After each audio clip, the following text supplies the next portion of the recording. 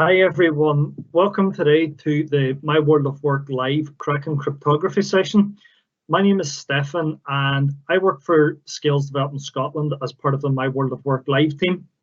Today you're going to be joined by myself and my colleague David, who will later introduce himself for the next part of the session. So it's our job really to get young people across Scotland thinking about careers of the future. And we do this by using short, sharp bursts of engaging activities to try and get you thinking about careers of the future, but also how you can get into these careers and what type of skills these careers may require. Today, like I pointed out, we are going to be doing an exciting and fun activity called Kraken Cryptography. So just to give you an idea, what is cryptography? Just to get started in regards to that, if you've never seen the video that came out recently with Benedict Cumberbatch called The Imitation Game, it's definitely a really good modern way of figuring out what cryptography is. Basically, he's brought on board to crack a code. That's all I'm going to say, just in case you do decide to go and watch the video. Now, in regards to cryptography, the way that I like to think about cryptography is it's like a game of hide and seek for information. So encrypt means to hide the information, and decrypt, as you have probably worked out, means to reveal the information. So what we're going to do, I'm going to share my screen with you here, and we're going to run through what is a Caesar cipher. Okay. Now, just before we do that, cryptography throughout history, the Caesar cipher, as you can tell there, Julius Caesar. Now, Julius Caesar was the person that created the Caesar cipher, hence why it's called the Caesar cipher. So Julius Caesar created this because he wanted to get messages to and from his army, and he wanted to do this without other armies picking up the information, so they would have that advantage when they were going to war.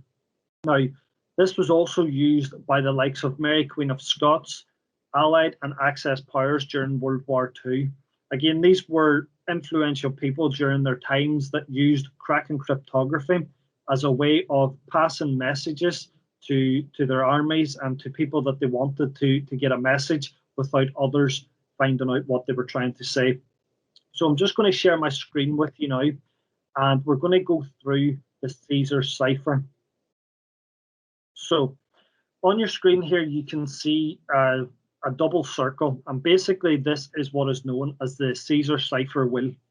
Now, as you can see, we have two inside and an outside, and we've got A to Z right the way around, and we've got the numbers 0 to 25. So first of all, once you click on this, it can move quite quickly. Okay, so if this is a bit frustrating or you're maybe struggling to do that, then please use the bottom of the screen where you can use the letters and the numbers a bit easier. But to give you an idea, so recently I got a new dog, and for the purpose of this activity, I'm going to simplify this down and I'm going to use the word dog. So if I was trying to pass a message to David, for example, and I wanted to pass a message to David without anybody else knowing, what I could do is I could use the Caesar cipher to encrypt my message first and foremost, and then I could pass it to David and nobody will know what it is. So if you look at the wheels, for example, A lines up to A, B, B, C, C, right the way around. So as you can see as well with the numbers, I now need to pick a number, and I can pick any number out of this. There's no rationale for picking a specific number. However, for the purpose of this activity, I'm going to pick the number 5. So if I was to pick the number 5 and I was looking to encrypt dog, so we've got D, we've got our O, we've got our G. So now what I do is I move the wheel 1, 2, 3, 4, 5. And I click again to stop the wheel moving any further. So now A becomes F, B becomes G, C becomes H, and so on, okay? So the word dog, now to encrypt, I'm encrypting from the outside of the circle in, okay, outside to the inside.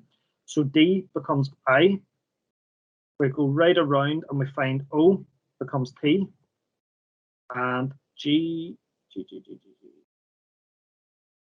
So we've got G becomes L.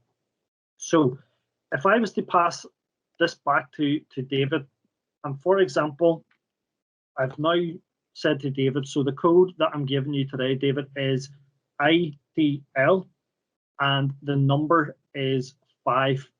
So if I said to somebody, the word is ITL and the number is 5, you're not going to have any idea what I am talking about.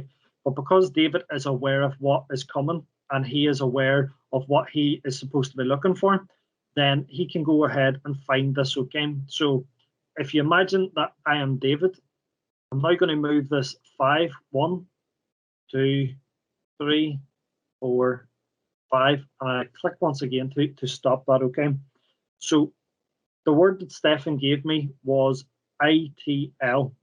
So I now look in the inside of the circle. So if I look for I, becomes D.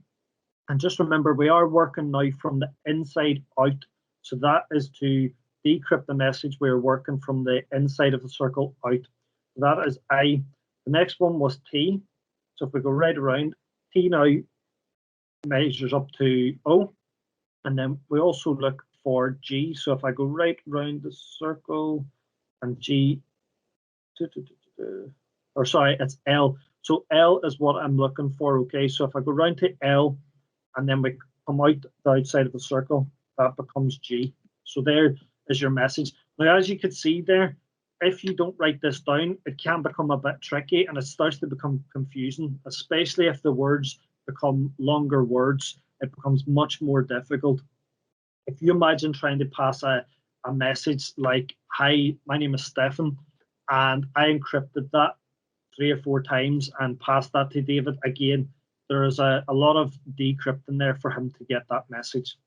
So what I would like you to do at this point, if you would like to have a go of the Caesar Cipher, pause your video at this point and have a go at the Caesar Cipher. So try encrypting your own messages and decrypting them. And what I'm going to do now is I'm going to just pass you back to David, and David is actually going to run you through the easier way of doing this encrypting and decrypting. So he's going to be using a program called SoloLen. So I'm going to pass over to David now.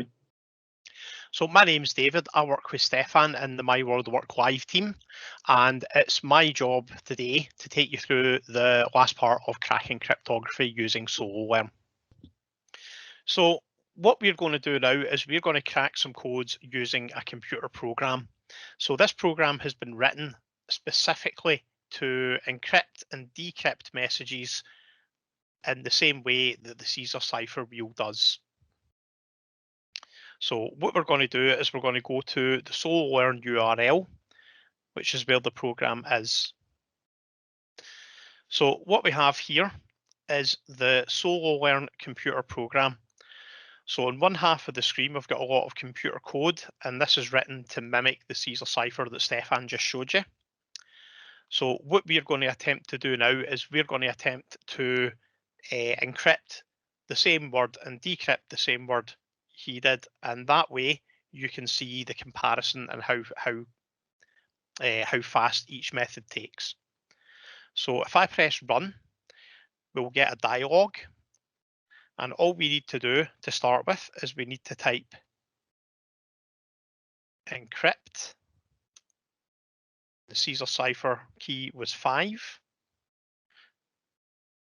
and then a new line and type dog. So encrypt to hide, the Caesar Cipher key is 5 and the word dog. So if I press run, the computer program will go away, process all that, and do the calculations you've done with the Caesar Cipher wheel in the background. And it's encrypted the word dog. So to decrypt it, we just press run again. We get our dialog, and instead of typing encrypt, so this time we're going to type decrypt. Caesar Cipher key is 5, and we're going to put in ITL, which is what the program encoded dog to. And if we press submit, it will process that in the background, and it will reveal dog. I'm just going to switch back to our computer codes. So what we've got here is we've got 3 codes, each one with a Caesar cipher key. And what you're going to do is you're going to try using the solo learn program in order to decrypt these particular messages, and we'll give you the answers a bit later on. So you can pause the video now, and that will give you a wee chance to work through these different codes and decrypt them.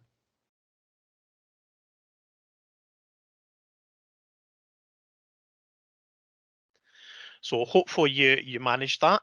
Now what you can do is you can try making some of your own codes for your classmates. So obviously the computer program is a much faster method of doing this. So if you were sending, like Julius Caesar, sending orders to your armies, that would probably be quite a long message and it would take quite a long time to decrypt and encrypt. So obviously the computers and the computer program allows that to happen in a fraction of the time. So have a go at making some codes for your classmates. So you can pause this video and then we'll move on to the answers. So the answers we had for the first code, the Caesar cipher was 5, and that was apple. The second one was a Caesar cipher key of 7, and that was hot dog. And the last one was a Caesar cipher key of 9, and that revealed cookie. So it's very easy to apply the skills you've used in today's code cracking activity. Skills like problem solving, coding, IT, and creativity. These skills are needed for jobs such as ethical hacker, software engineers, even forensic computer analysts. Other jobs that would be relevant to this are jobs like statistician and data scientists. So some of the skills that you use today, attention to detail. So when you're using the Caesar cipher wheel, you really need to pay attention to what you're doing. It's very easy to get confused or turned around when you are encoding and decoding your messages. Communication, because you had to relate messages back and forth to each other accurately. Creativity, you had to think outside the box a wee bit when you were doing your encoding and decoding. Teamwork, working together, and of course problem solving, which is one of the cores of this activity. Every high school in Scotland has a careers advisor for you to speak to about the careers and skills we have discussed here today, or any career ideas you may have. You can learn more about these jobs as well as 600 others at myworldofwork.co.uk. Here you can also find more exciting My World of Live activities for you to try out and help you to understand the future of the world of work. You can also find more resources on the My World of Work YouTube channel, and you can find lots of information about all kinds of apprenticeships at apprenticeship.scot.